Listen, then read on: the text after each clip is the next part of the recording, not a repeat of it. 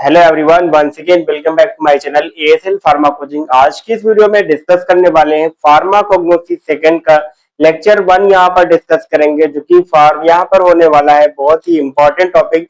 जैसा कि आप देख पा रहे हैं, introduction of basic metabolic pathways. तो यहाँ पर जो मेरा पहला टॉपिक है यूनिट फर्स्ट का introduction of the basic metabolic pathways की बात करेंगे यहाँ पर। तो सबसे पहले यहाँ पर मोस्टली हमें बात करना है biosynthesis of the secondary metabolite से, यानी कि हमें एक दो यूनिट में बहुत सारा सेकेंडरी मेटाबोलाइट्स के बारे में पढ़ना है। तो सबसे पहले हम बात कर लेते हैं what is primary and secondary metabolite. Primary metabolites are the essential for the physiological growth and development of the plant. Plant के डेवलपमेंट के लिए, ग्रोथ के लिए एसेंशियल होते हैं, ठीक है। और यही प्राइमरी मेटाबोलाइट्स जो होते हैं, इनको हम as a dietary foods, as energy food हम लोग यूज करते हैं, ठीक है। अगर सेकेंडरी मेटाबोलाइट की बात करते हैं तो सेकेंडरी मेटाबोलाइट मोस्टली क्या होते हैं, secondary metabolite is synthesized from the primary metabolites. Secondary metabolite जो होते हैं सिंथेसाइज होते हैं प्राइमरी मेटाबोलाइट से।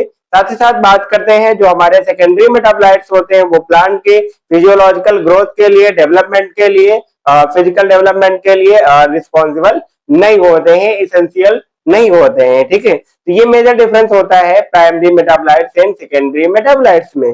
प्राइमरी मेटाबोलाइट्स की अगर एग्जांपल की बात करते हैं तो वहां पर हम शुगर्स की बात करते हैं, यहाँ शुगर्स की बात करते हैं, और हमारे जो कार्बोहाइड्रेट्स होते हैं उनकी बात करते हैं। This is the primary metabolites. And secondary metabolites की अगर हम बात करते हैं तो secondary metabolites like glycoside, tannin, flavonoids, alkaloids, ये सारे क्या होते हैं, सेकेंडरी मेटाबोलाइट्स के एग्जांपल्स होते हैं।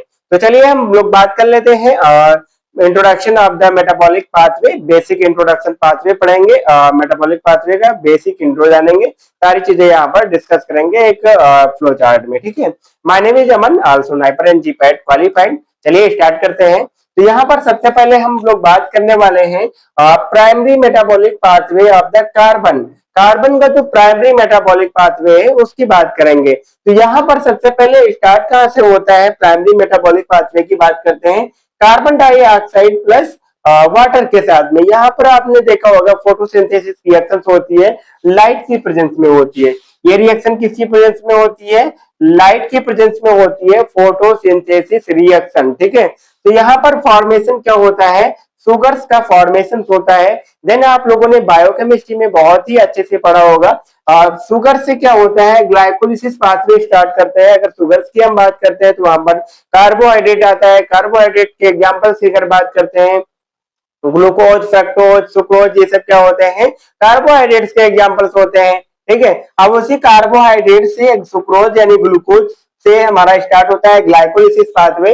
ग्लाइकोलिसिस पाथवे की अगर हम बात करते हैं, इसमें क्या होता है, breakdown of the glucose into the pyruvate and lactate. Pyruvate is the aerobic and product and lactate is the anaerobic and product in the glycolysis pathway.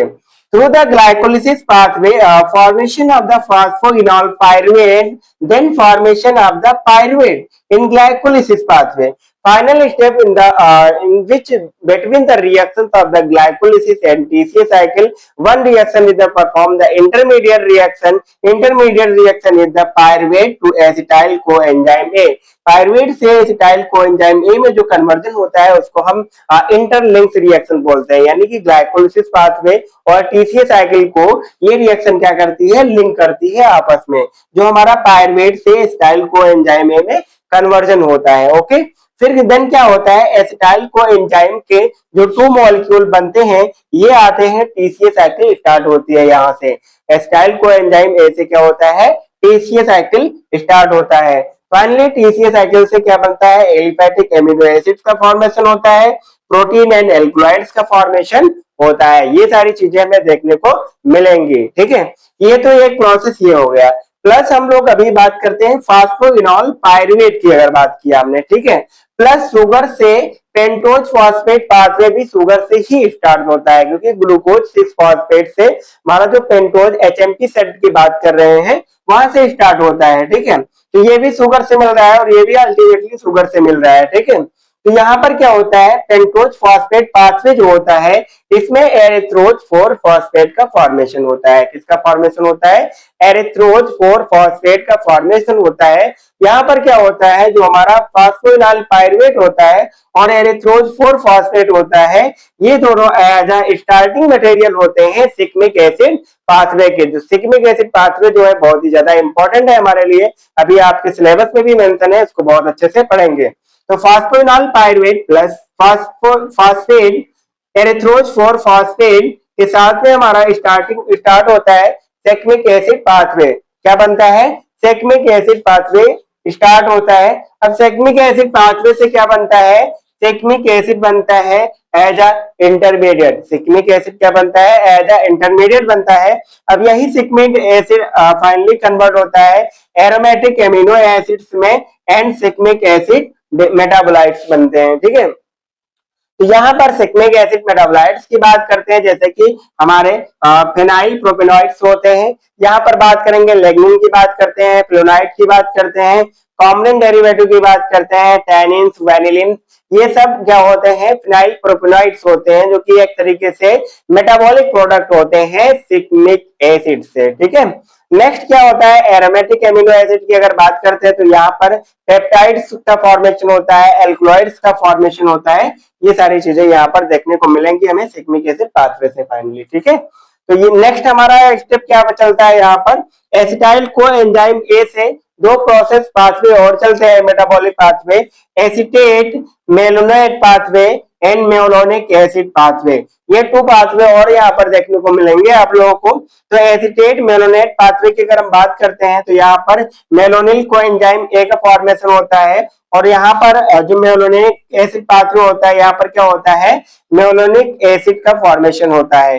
Finally जो हमारा मेलोनाइल को एंजाइम ए होता है कन्वर्ट होता है फैटी एसिड में, और finally हमें क्या मिलता है, लिपिड्स मिलते हैं। लिपिड्स क्या होते हैं, फैट्स और वैक्सेस होते हैं। ठीक है, तो ये लिपिड्स का फॉर्मेशन हो जाता है यहाँ पर। नेक्स्ट मेलोनिक एसिड की बात करते हैं तो ये फाइनली कन्वर्ट होता है आइसोप्रोपेनाइड्स में, जो कि आगे चल के टर्पेनॉइड्स का फॉर्मेशन करते हैं। फाइनली आइसोप्रोपेनाइड्स स्क्वैलिन में कन्वर्ट होते हैं और ये एस्टेरॉइड्स का फॉर्मेशन करते हैं। ठीक है, तो यहाँ पर हमने बात कर लिया है प्राइमरी मेटाबोलाइट्स और सेकेंडरी मेटाबोलाइट्स के बारे में। पूरा जो है बेसिक मेटाबॉलिक पाथवे की बात कर लिया है हमने यहाँ पर। जैसे कि आप लोगों ने यहाँ पर देखा, ये सारे क्या है, जैसे कि हमारा कार्बोहाइड्रेट, ये सब क्या है, प्राइमरी मेटाबोलाइट्स है। ठीक है, जितने भी बॉक्स में हमने लिख रखा है ये सब क्या है, सेकेंडरी मेटाबोलाइट्स होते हैं। ठीक है, तो ये मेजर पाथवे होता है। इंट्रोडक्शन हमने बात कर लिया मेटाबॉलिक पाथवे का, बेसिक कार्बन पाथवे बात किया, जितना भी पाथवे है कैसे फॉर्मेशन हो रहा है प्राइमरी मेटाबोलाइट से सेकेंडरी मेटाबोलाइट का फॉर्मेशन यहाँ पर देखने को मिलेगा। ठीक है, तो यही होता है बेसिक पाथवे। और नेक्स्ट लेक्चर में हम स्टार्ट करेंगे सिग्मिक एसिड पाथवे की बात करेंगे, जो कि हमारे लिए बहुत ही ज्यादा इंपॉर्टेंट है। ठीक है, तो ऐसी अगर वीडियो अच्छी लगी हो तो वीडियो को लाइक कर दीजिए और चैनल को सब्सक्राइब कर लीजिए और सपोर्ट कीजिएगा। Thanks for watching this video, take care, bye bye.